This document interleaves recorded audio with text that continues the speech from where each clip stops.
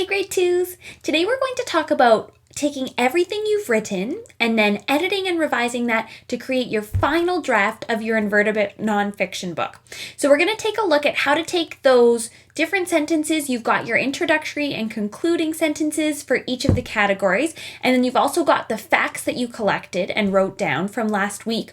So you're going to take those sentences and put them in the final draft. You can write that on paper like I'll do in my videos today, or you could also type it up if your parents feel like that's a good idea and you feel confident about your typing skills. All right, so let's take a look at how we complete that final draft. So let's pretend I'm writing the section now about diet. So I would write a title at the top. And I'll put that title in the middle. My title is going to be diet. And then I'll start my paragraph. So I'm going to start with that introductory sentence that I wrote earlier.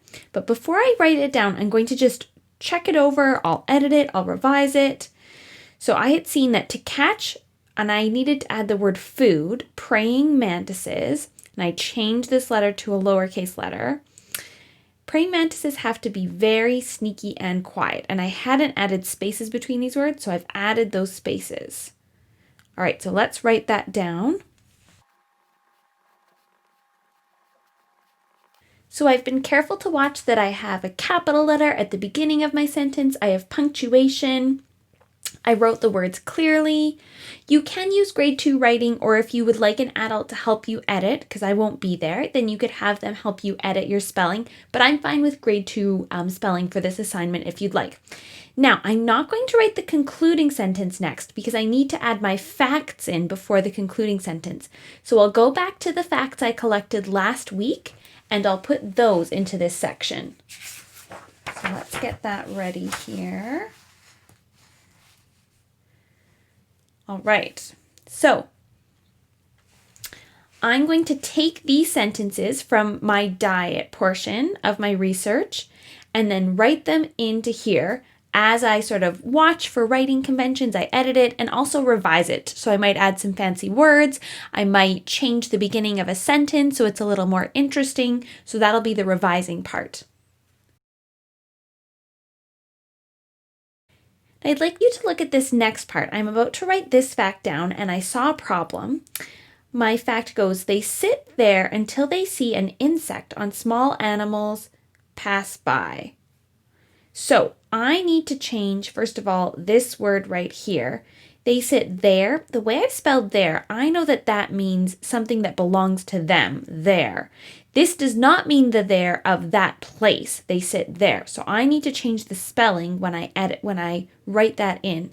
So I'll make sure to do that as I write that fact in.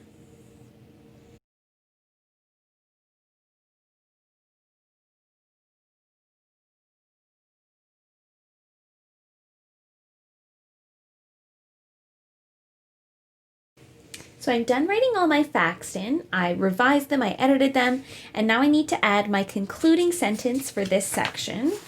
So I'll go back here and I'll take a look at my concluding sentence.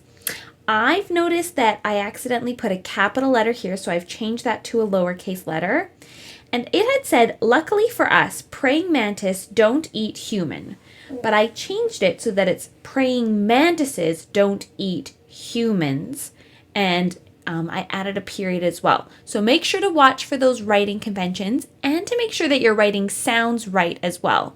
And the revising part, of course, is that you might change some words or change how you've organized your writing to make sure that you're really communicating effectively and the audience is wanting to read more and understanding what you're saying. So I'll write that sentence in now.